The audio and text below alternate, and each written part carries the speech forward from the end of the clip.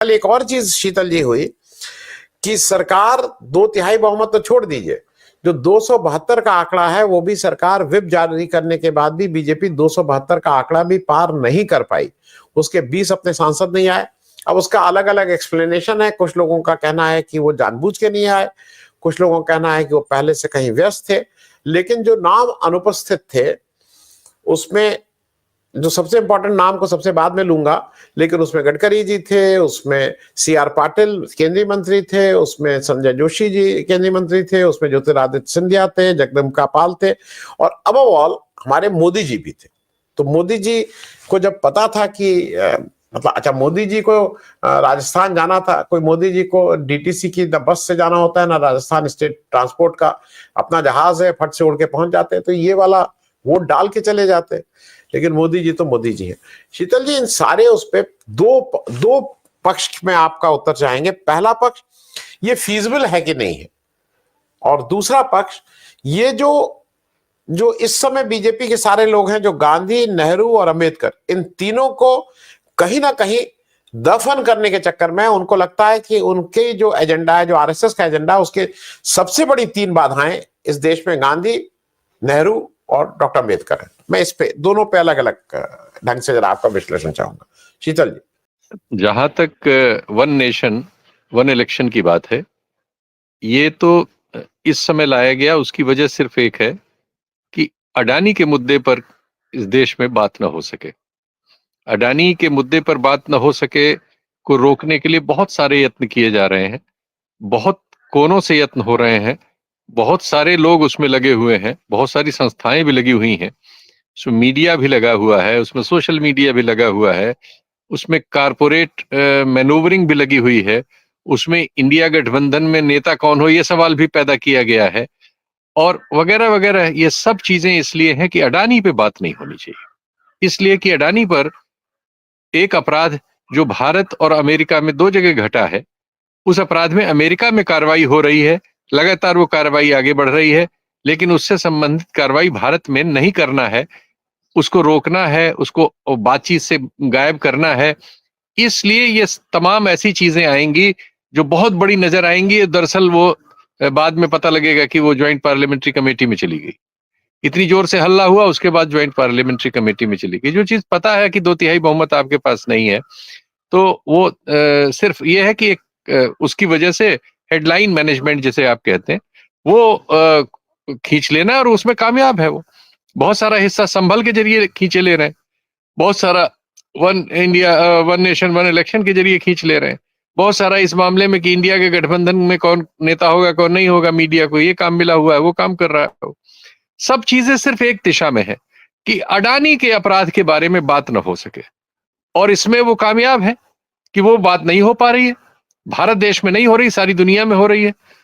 जहां अपराध घटा है उन 2 हिस्सों में से एक हिस्से में हो रही है, एक हिस्से में नहीं हो रही है। इंतजार किया जा रहा है कि ट्रंप आ जाए तो शायद ट्रंप से कुछ मैनेजमेंट वगैरह करके, कुछ सेटलमेंट करके किसी तरह उस पर पानी डाला जाए। ये सब कोशिशें हो रही हैं। ये तो रही वन नेशन वन इलेक्शन की बात। अब आते हैं कि जो विचारधारात्मक प्रश्न आपने अंबेडकर जी की वजह से या नेहरू जी की वजह से या गांधी जी की वजह से उठाए, उन पर आते हैं एक-एक करके। देखिए, ये तो एक समस्या है दक्षिण पंथ की, भारतीय दक्षिण पंथ की खासकर, कि उसके पास राष्ट्रीय आंदोलन का कोई नायक नहीं है। तो उन्होंने एक नायक जो है, जो आधा अपने जीवन के पूर्वार्ध में आप कह सकते हैं कि उसका रोल ऐसा था जिसे आप नायक की श्रेणी में ले सकते हैं, लेकिन उसका उत्तरार्ध ऐसा था जो खलनायक उसको साबित करता है। उसमें से वो नायक ढूंढ के अपना सावरकर को लेके चले आते हैं। अब समस्या क्या है कि सावरकर और अंबेडकर, जब अंबेडकर साहब ने बौद्ध धर्म स्वीकार कर लिया, तब सावरकर जी ने उनके बारे में कई जगह लिखा, पढ़ा, बोला। वो सब सामने है। वो क्या है? वो बिल्कुल तिलमिलाए हुए थे। वो ये क्या हो रहा है और इससे ये मिट जाओगे और वगैरह वगैरह, इस तरह की हल्की बातें भी उन्होंने की है बहुत सारी, लेकिन वो भीषण आलोचना अम्बेडकर की करते हैं। दरअसल वो लगभग उसी तरह की आलोचना है जैसे हमारा जो सामाजिक ताना बाना है, उसमें सवर्ण जातियों के लोग, पिछड़ी या दलित जातियों में से कोई अगर किसी लेवल पर कुछ हासिल कर लेता है तो उसके शिक्षक बन जाते हैं, और उसको सलाह देने की कोशिश करते हैं, उसके व्यक्तित्व में कमियां उसको बताने लगते हैं और उसकी असफलताओं का श्रेय देने के लिए कुछ और चीजें बताते रहते हैं या हमारी सलाह न मानना बताते हैं। कुछ उस तरह के उपदेशात्मक भूमिका में वो नजर आते थे। वही आइडियोलॉजिकल फ्रेमवर्क आज तक है। दलितों के बारे में इस दक्षिणपंथी राजनीति की जो राय है वो सिर्फ इतनी है कि कभी उनके घर में अपनी ले जाई गई थाली या पत्तल में पूड़ी तलवा के खा ली जाए या बाहर से भेजा हुआ खाना परोसा हुआ कुछ नेता खा लें।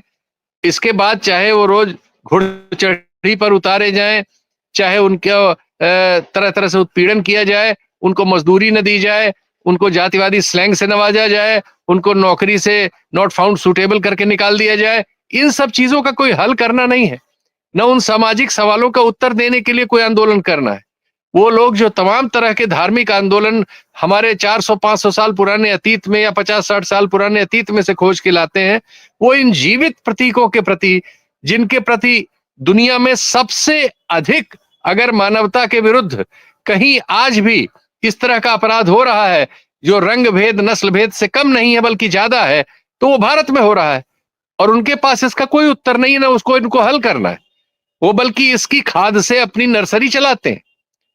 जातियों में विभक्त कमजोर लोगों के विरुद्ध जो हमारा सामाजिक ताना बाना है, इस ताने बाने का वो राजनीतिक इस्तेमाल करते हैं और इससे अपनी सफलताएं हासिल करते हैं। इसलिए अंबेडकर के बारे में कभी भी कैजुअल होने पर वो वैसा ही बोलेंगे जैसा कल चाहे अनचाहे अमित शाह बोल गए, क्योंकि वो उनका बेसिक स्ट्रक्चर उस तरह का, उनकी फिलॉसफी का बेसिक स्ट्रक्चर ही यही है।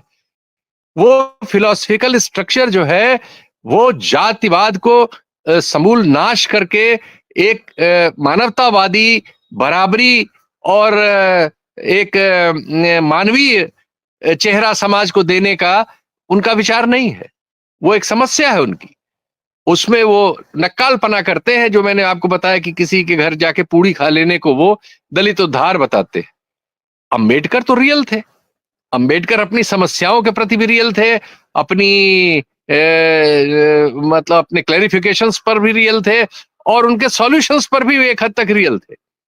तो इसलिए अंबेडकर को पचा पाना तो बहुत मुश्किल है। ये वो एक नारे के तौर पर इस्तेमाल हो सकते हैं, उन पे माला फूल चढ़ाया जा सकता है, उनकी मूर्ति लगवाई जा सकती है, उनके नाम पे इस तरह की बहुत सारी चीजें नारेबाजी हो सकती है, लेकिन जो सवाल उनके हैं कि जाति अछूत और उनको आर्थिक मामलों में बराबरी, सामाजिक एडमिनिस्ट्रेटिव मामलों में बराबरी या मौके देना, ये सब जो काम है जिनकी उपेक्षा अभी तक 75-80 सालों में हमारे आजाद होने के बावजूद अभी भी बहुत हद तक होती रही है, ये करने में वो नहीं नजर आएंगे, नहीं इनमें से कोई मामला वो नहीं लेंगे। वो इन सवालों का उत्तर ही नहीं देंगे कि क्यों इतने वर्षों के बाद हमारे एक भी कैबिनेट सेक्रेटरी हमारा कोई दलित आज तक क्यों नहीं हो पाया। आप सिंबॉलिक किसी को राष्ट्रपति बना दें, गवर्नर बना दें, एमपी बना दें, वो सवाल नहीं है। सवाल है कि नेचुरल ग्रोथ हो रही है क्या हमारी ब्यूरोक्रेसी का कंपोजिशन या जुडिशरी का या मीडिया का या हमारे एजुकेशनल स्ट्रक्चर्स का कंपोजिशन इस तरह से बन रहा है कि स्वाभाविक तौर पर वो भी समाज के दूसरे हिस्सों की तरह से प्रोफेसर बन रहे हो, असिस्टेंट प्रोफेसर में भर्ती हो रही हो और डीन बन रहे हो और ओवीसी बन रहे हो। ऐसा नहीं हो रहा ना। तो ये जो अस्वाभाविकता है इसको दुरुस्त करने का काम करते हुए हमें कभी नहीं मिलेंगे। मिले तो इस तरह से है कि पिछले 10 वर्षों में जितनी यूनिवर्सिटीज हैं वो उन्होंने सवर्ण वाइस चांसलरों से भर दी है, पिछड़े भी नहीं है। मुसलमानों से तो दुश्मनी ही चल रही है, तो अल्पसंख्यकों से दुश्मनी है और दलित आदिवासी को आपको हिस्सा हक देना नहीं है। तो अंबेडकर को सिर्फ नारे के तौर पे यूज करना है।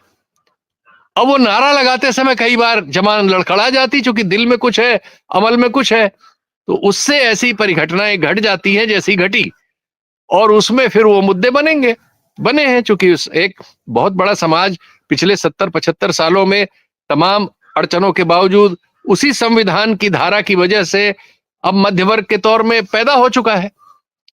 तो वो समाज जो पैदा हो चुका है वो कितना ही कमजोर हो, कितना ही अपने समाज की जिम्मेदारियों से विमुख हो, लेकिन वो 10% 20% भी अगर अपने समाज की जिम्मेदारियों को सोचता समझता बोलता है, उतने से इतनी ध्वनि पैदा हो जाती है कि कम से कम ऐसी कोई घटना होने पर आज ट्विटर पर 3-3 4-4 ट्रेंड चल रहे हैं जो मतलब कह रहे हैं कि तड़ी पार उनको अमित शाह को और अन्य तरह से नवाज रहे हैं। कम से कम इतने आलोचना तो करने वाले अब हो गए ना समाज में। इसी से डरता है दक्षिण पंथ।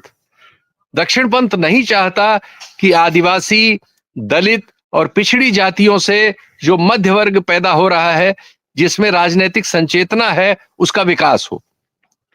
वो उनको सिंबॉलिक भूमिका में रखना चाहता है।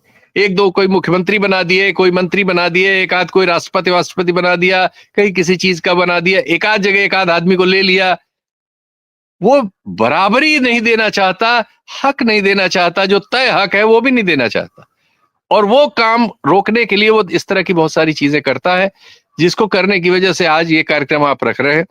तो ये चीज तो, ये लड़ाई तो जारी है और ये किसी न किसी घटना से हमेशा ही बहस में आती ही रहेगी।